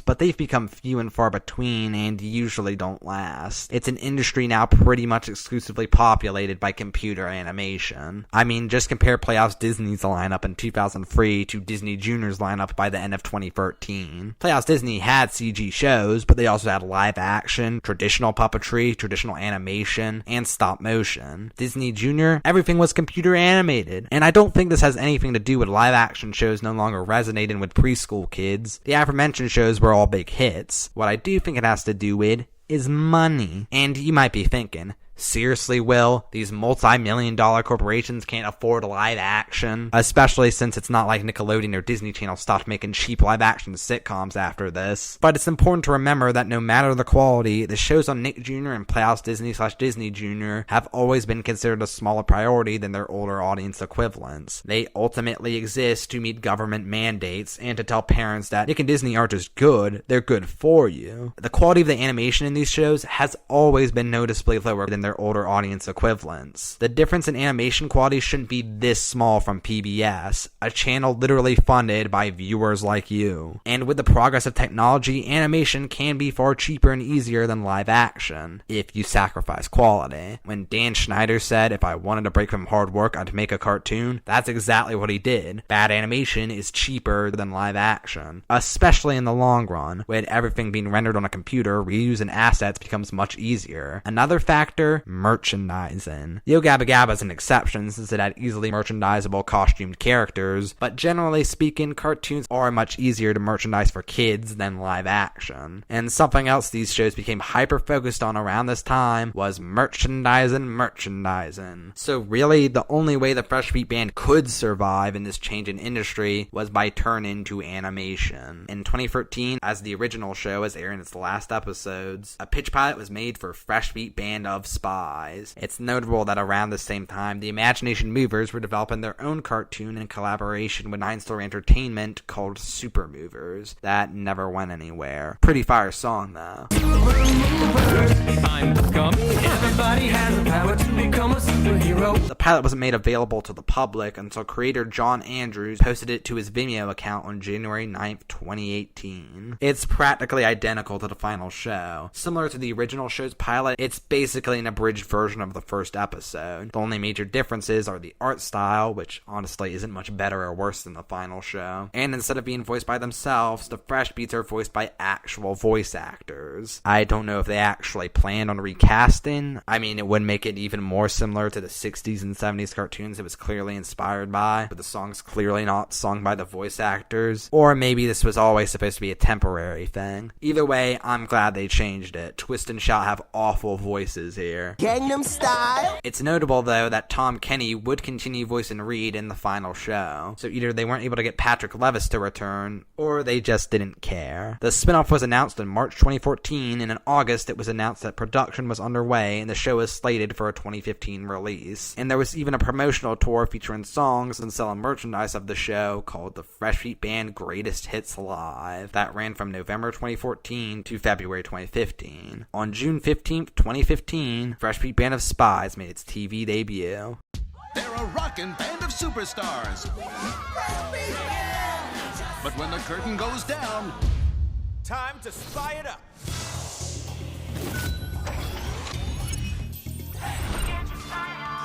Nick Jr. presents the Fresh Beat Band Of Spies. Kiki, I got this. Shout, let's rock and roll. Marina, Time to mix it up. Twist, Double pogo to go-go. and introducing Bo Monkey. Join them for rockin' super spy missions, We're on our way. solving mysteries, Outstanding. and saving the day. Got it. All before showtime. We did it! Dance party. The Fresh Beat Band of Spies, a brand new series, premiering June 15th, right here on Nick Jr. Fresh Beat Band of Spies sees the Fresh Beats reimagined as a band who are secretly a band of spies. They also each have their own jobs. Kiki owns a hair salon, Shaw's a lifeguard, Marina is a chemist at a bakery, and Twist manages a pet daycare center. This retcons the original series episode Graduation Day, where the Fresh Beats didn't think they could balance being in their band with having their own careers. Here, though, they're able to balance being in their band, being spies solving crimes, and having their own careers. Really, all their different careers are just there as plot devices, where they help them solve the problem or be the catalyst for a problem. Oh, and of course, they all have their own unique gadgets and vehicles now available in your local toy store. They even have some new catchphrases. Shout says, Shoutstanding. He also says, Time to insert relevant word. it up. There's a running gag where Shout will make a pun, everyone will roll their eyes, and Shout will say, What else would I say? and it's super hypocritical of them since this show is completely covered in bad puns coming out of every character. Orange you glad you're not that foolish? I mean, orange you? Come on, I got an orange here. Anybody? It's orange. Orange. Jesus. That's hysterical. Instead of hip hop and pop, Marina now says Brainstorm. every time she gets an idea, which might actually be worse. Hip hop and pop is at least memorable. Brainstorm. Is completely generic. I swear Twist also says sweet way more than in the original show. It was always his catchphrase, but there's one episode where he says it at least 5 times. It gets very annoying. Sweet, sweet, sweet, sweet. Besides the Fresh Beats in themselves, the only character from the original show present is Reed, who's now the gadget guy, operating their secret spy headquarters from inside his music store, which is a fit-in role for him, I suppose. It's too bad he more often than not serves the sole purpose of exposition dump. With a number of episodes having the formula of the Fresh Beats witnessing a crime, Reed calls them to the headquarters and informs them it's been happening all over town, and it's always in free examples. It gets very tiring. First, someone took the really big hammer from the strongman game. And then, someone took all the topsy-turvy teacups out of the topsy-turvy teacup ride. Someone even took the pickled pepper pot from Peter Piper's Pickled Pepper Palace. Similarly, almost every episode ends with the Fresh Beats asking, whatever happened to the villain of the episode? Only to see they've been forced to do some degrading task based on their crime in the episode. There's also a hilarious running gag where Reed will pop up out of nowhere, startling the Fresh Beats. Reed! They exclaim. They don't even limit it to once per episode. It gets so old so fast. There's also Commissioner Goldstar, a police chief who I guess is in charge of this whole operation. Always there to congratulate the Fresh Beats on their successes. He also has a niece named Lily, who shows up in some episodes, and seems just kind of like a generic nice kid. And who can forget Free Direction, a One Direction parody that definitely would have been more relevant in 2013 than 2015. I mentioned the entire first episode of this show is built around an X Factor parody called The Wow Factor. It's one of the worst episodes. Then there's the villains, who are all very one-note and annoying. Most of all, I hate the singing pirate, also voiced by Tom Kenny, and his bird who shits out eggs. And his cutesy-bootsy social media star villain voiced by Tara Strong. Champ Von Winter Champ is pretty epic though, also voiced by Tom Kenny. Oh, and did I mention they now have a monkey sidekick named Bo, also voiced by Tom Kenny, just kind of doing gremlin noises. There's another hilarious running gag where Bo Monkey will have an idea, but the Fresh Beats don't understand him, but come up with that same idea independently and claim it was their idea. Great idea, Twist!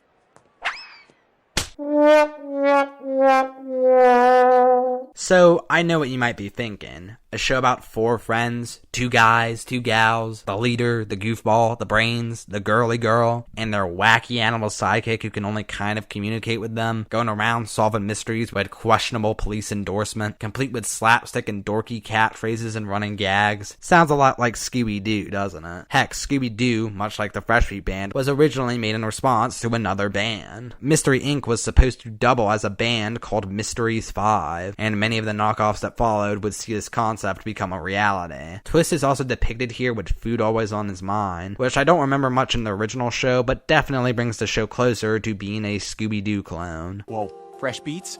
Right there! Right there! Check it out!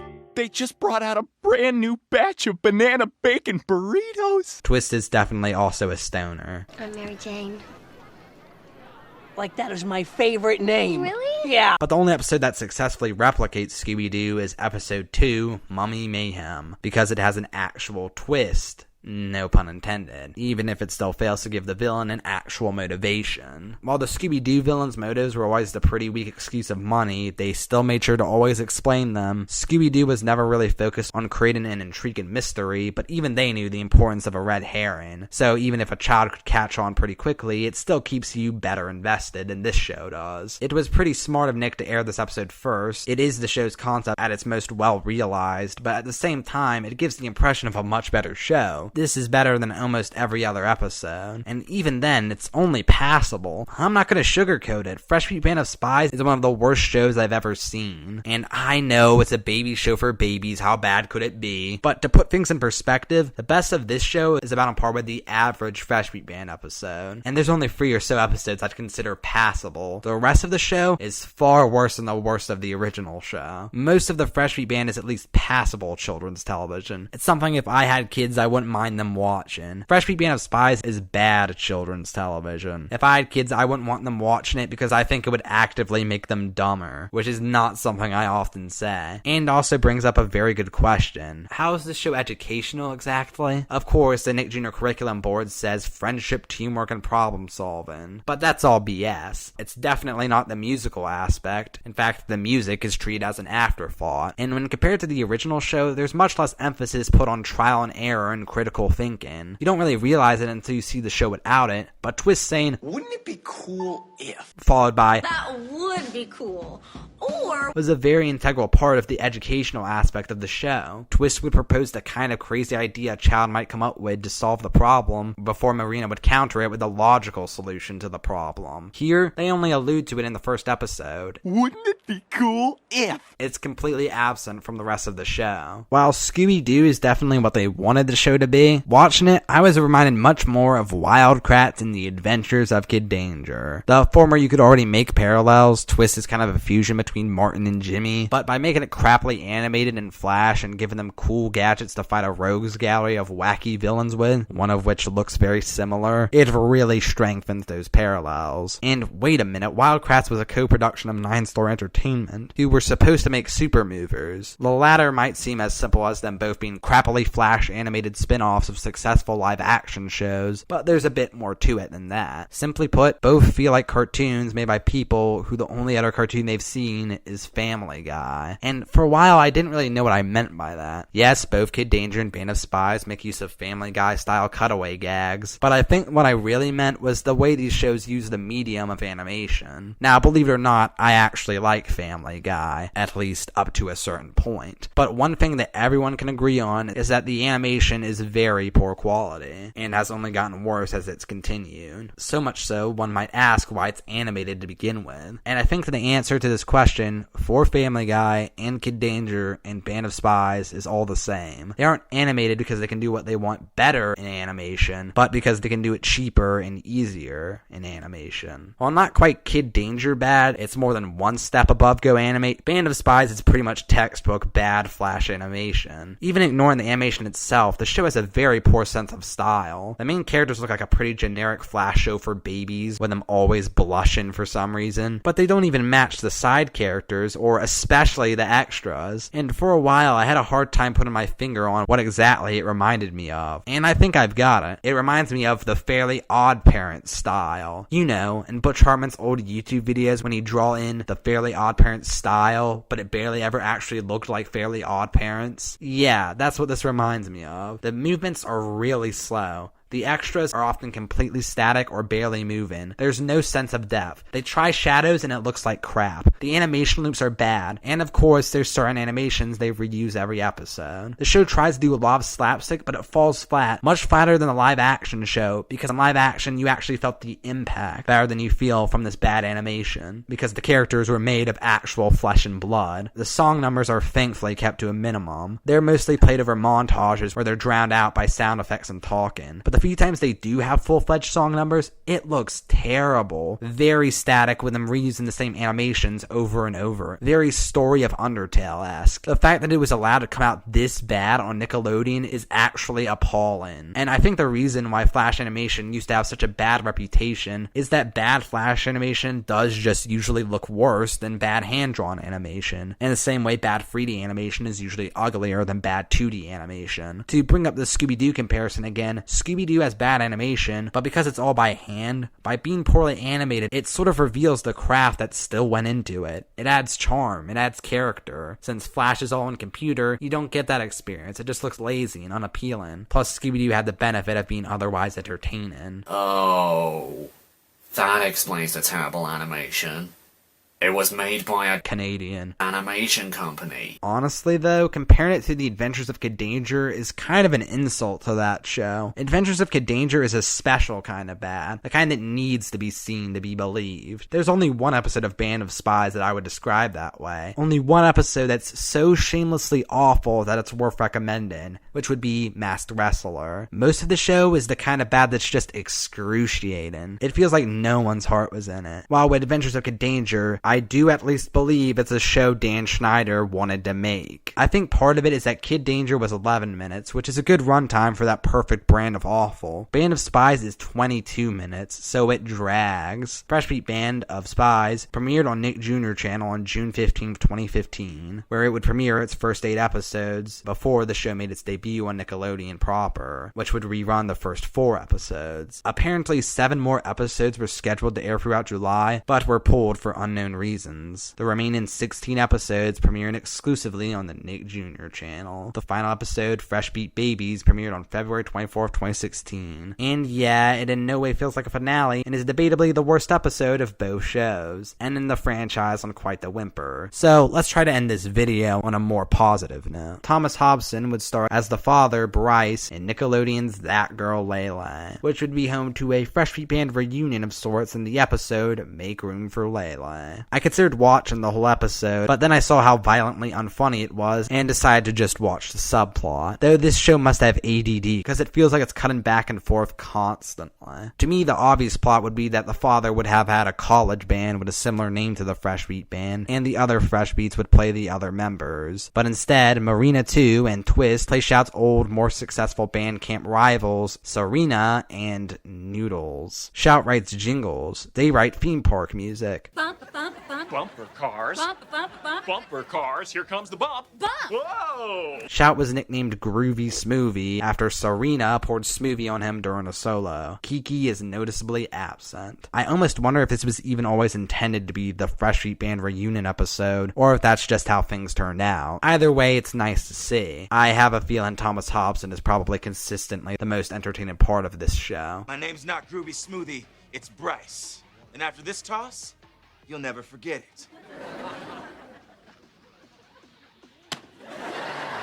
Come on, Groovy It does have what might be the most embarrassing mistake I've seen in any show, though, which is that Shout shows up in the main plot at a point where he can't because he's currently occupied with the subplot. Seriously, no one caught this before they could just switch the scenes around? Shayna Rose tried to make her own kid show independently on YouTube with Arthur Gradstein called Shayna's Place, which didn't go very far. At some point they divorced. Her song, Colorful Day, was featured in the Disney Channel original movie Bad Hair Day in 2015, and she even formed her own music development company called Matriarch, which apparently had a hand in the soundtrack for Descendants 2. Tara Perry would co-produce the horror film 12 Hour Shift, which also happened to feature her and Hobson as actors, and co-produced and co-wrote the indie sci-fi thriller Ghost of the Ozarks, which also happened to star Hobson. John Beavers co-created a musical, The Unfortunates, which would premiere at the Oregon Shakespeare Festival in 2013, before being reproduced at ACT San Francisco in 2016, and being made available for license in 2021. He's also had roles in productions such as the series The Long Road Home in Paradise, and the film Horizon, an American Saga, Chapter 1 in 2024, and returned for the sequel, which is currently in release limbo. Hey, and remember what I said before? You know that these 4 people probably just graduated college and were hoping to make it to Broadway or something, but said they're stuck doing children's music. Well, Yvette Gonzalez-Nacer has actually made it, with roles in Hadestown and Moulin Rouge. I've been pretty harsh to the Fresh Beat Band over the years, and after watching every episode, yeah, this show was mediocre far more often than it was truly good. It's passable children's television, something if I had kids I wouldn't mind them watching, as opposed to Yo Gabba Gabba, which is something I'd actively encourage my kids to watch. Its worst episodes are actually about on par with Gabba's worst episodes, but its best episodes still pale in comparison to Gabba's best episodes, with the average episode being noticeably worse than the average Gabba episode. There's only 5 or so that I'd wholeheartedly recommend here. While I don't think the show fell as hard as Yo Gabba Gabba did at the end, I do think it comparatively became further removed from what it originally was. There's plenty of reasons it didn't have the cultural impact or staying power of the aforementioned shows, The Wiggles, Movers, and Yo Gabba Gabba. Its feel was neither timeless or retro, it didn't concern itself with pleasing grown-ups, and it was ultimately a corporate product. Still, I don't want to act as if this show was completely soulless. It's clear the people making it were still putting their hearts into it to make something to entertain and educate kids, and I can't fault a show for that. It's still ultimately harmless, and I don't want to act as if this show didn't give me any joy as a kid. Going into this video, I was expecting to be much more negative, but really, I think my recommendation for the crossover also extends to the entire show. If you are at all nostalgic for either of these shows and or this era of Nick Jr. and Nickelodeon, you might get something out of it. The Fresh Beat Band is by no means a good show or even a good band, but it is a cozy one. Perfect whenever you're craving a little nostalgic comfort food. What a great feeling. What a great